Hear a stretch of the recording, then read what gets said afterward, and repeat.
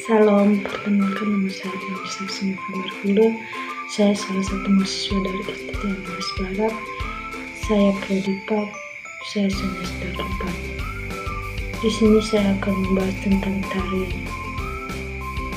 Baluse sebagai tugas dalam mata kuliah Filsafat Ilmu. Dosen pengampu Bapak Fendi Sofian Zebua MPD, di mana tari Baluse ini adalah tari peran, salah satu tari yang berasal dari Nias Selatan, Sumatera Utara. Tarian ini menggambarkan kegagahan prajurit di medan perang dan perwujudan kebudayaan masyarakat Nias pada zaman dulu. Tarian ini juga disebut tari Fataile yang juga dibawakan untuk penyambutan tamu atau wisatawan.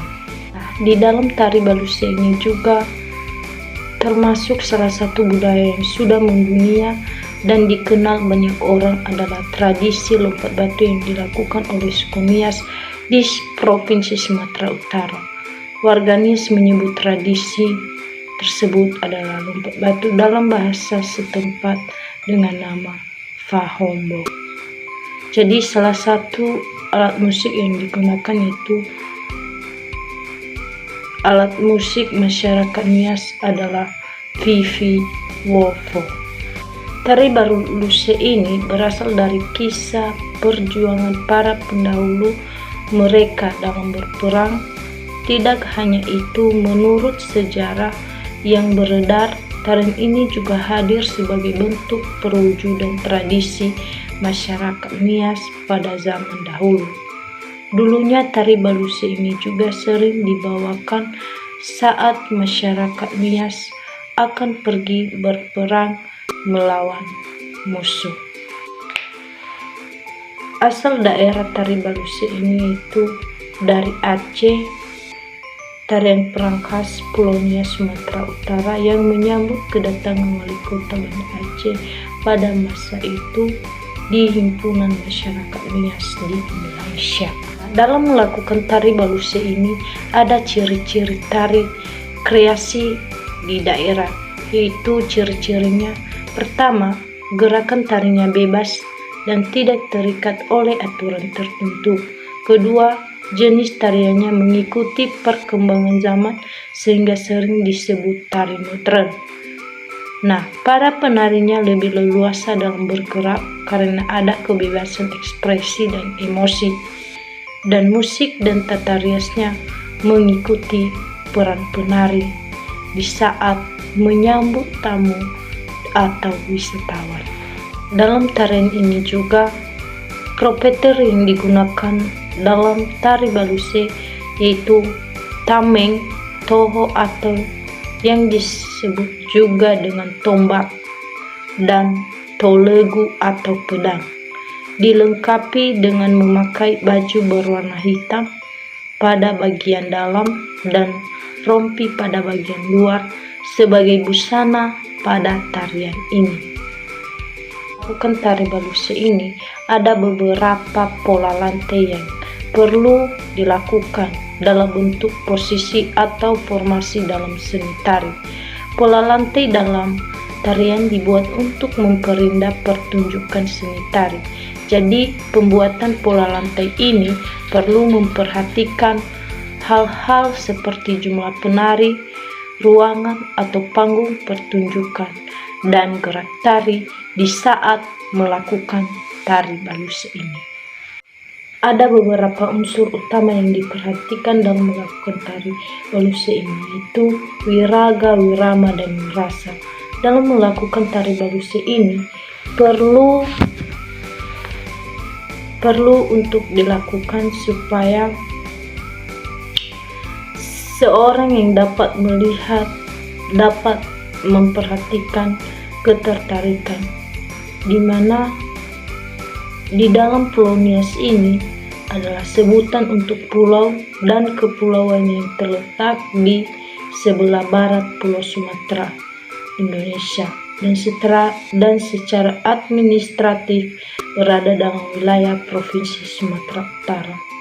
Jadi ciri khas orang Nias terutama dari kawasan Nias Utara, Nias Tengah, dan kota Gunung Stoli secara dominan dapat diidentifikasi dengan mudah, yakni berambut hitam, berbentuk oval, berkulit putih, dan berpostur tubuh sedang.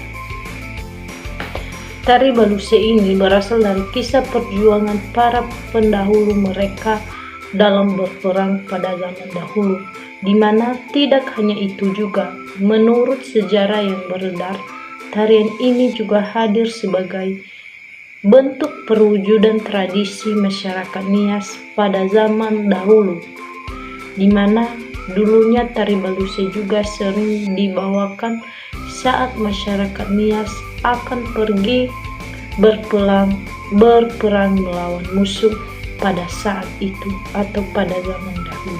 Dalam pertunjukan tari Baluse ini, yaitu dimana disebut tari perang yang menggunakan bentuk pola lantai lingkaran besar, karena jumlah penari yang banyak, tarian yang berasal dari Nias Selatan ini membentuk pola lingkaran yang sesuai dengan tempat pertunjukan.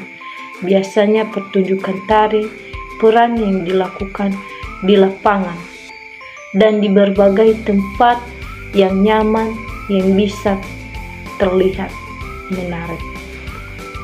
Adapun yang menjadi tujuan tari Baluse ini, di mana mengorbankan semangat pejuang para pemuda atau anak-anak Nias yang siap, berani, dan gagah untuk melawan peperangan atau melawan musuh. Jadi tari Baluse ini mempunyai sifat di mana seorang para pemuda harus menunjukkan bahwa kesatrian para pemuda ini menunjukkan perjuangan dalam peperangan atau peperangan di medan perang. Jadi intinya harus menunjukkan sikap yang benar-benar untuk melawan musuh. Pun yang menjadi gerakan untuk melakukan tari Baluse ini dengan memegang tombak atau tologu untuk melawan musuh. Jadi dengan cara memakainya dengan menghentakkan kaki. Berbagai formasi yang dilakukan dalam tari Baluse ini, kita sudah tahu bahwa memiliki pola lingkaran atau berbagai pola lantai. Jadi kita dapat mengetahui setelah kita tahu bahwa ada berbagai properti yang harus dilakukan di dalamnya. Ini saya akan memberikan berbagai kesimpulan kepada kita. Di dalam tarian Baluse ini, setelah saya mengetahuinya, di mana dulunya saya tidak mengenal bagaimana tari Baluse. Setelah saya mempelajari dan membacanya, jadi saya tahu bahwa dalam tari Baluse ini memiliki berbagai makna yang dilakukan para pemuda atau pejuang di masa itu, atau berbagai para pemuda yang gagah perkasa di Nias ini, di mana di Sumatera, Provinsi Sumatera Utara. Jadi dalam hal ini kita tahu bahwa tari Baluse ini sangat penting, di mana penyambutan tamu-tamu, wisatawan, dan berbagai acara kita dapat menggunakan tari Baluse ini. Jadi intinya makna ini sangat penting dan sangat tertera di dalamnya setelah kita membacanya.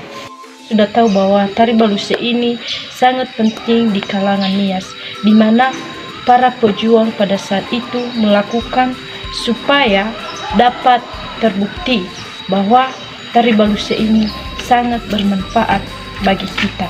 Jadi dalam hal ini kita dapat tahu bahwa dalam melakukan tari Baluse ini sangat penting untuk meningkatkan daya intelektual kita bagi masyarakat di kalangan pada saat ini.